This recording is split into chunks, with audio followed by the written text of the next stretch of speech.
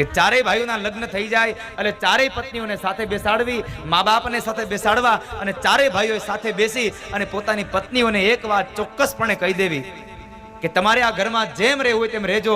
આ તમે ચારેય મા બાપની હારે, અમારા કોઈની હારે તમે પ્રેમથી રહ્યો તોય ભલે અને બાધી બોલીને રહ્યો તોય ભલે.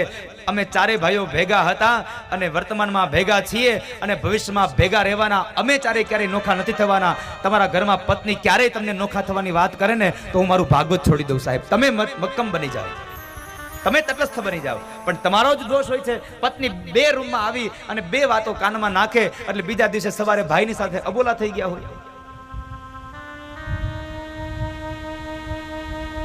25 વર્ષથી સાથે રહેનારા એ ભાઈઓને 1-2 વર્ષમાં નોખા થઈ જવાનો વારો આવે.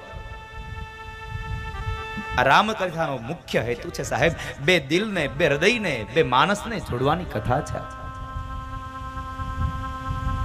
જીવનમાં બહુ ઉપયોગી કથા છે. મહાપુરુષો કહે છે કે ભાગવત અને એક રામકથા, રામચરિત માનસ છે એ પ્રાથમિક શાળા છે અને ભાગવત છે એ હાઈસ્કૂલ છે.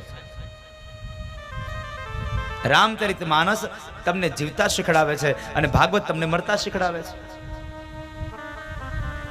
કેમ મરવું, કેવું જીવવું, કોનો આદર અને સત્કાર કરવો, એવી અનેક કથાઓ રામચરિત માનસમાં ભરી છે. આ ગ્રંથ બહુ ઉપયોગી છે આપણને.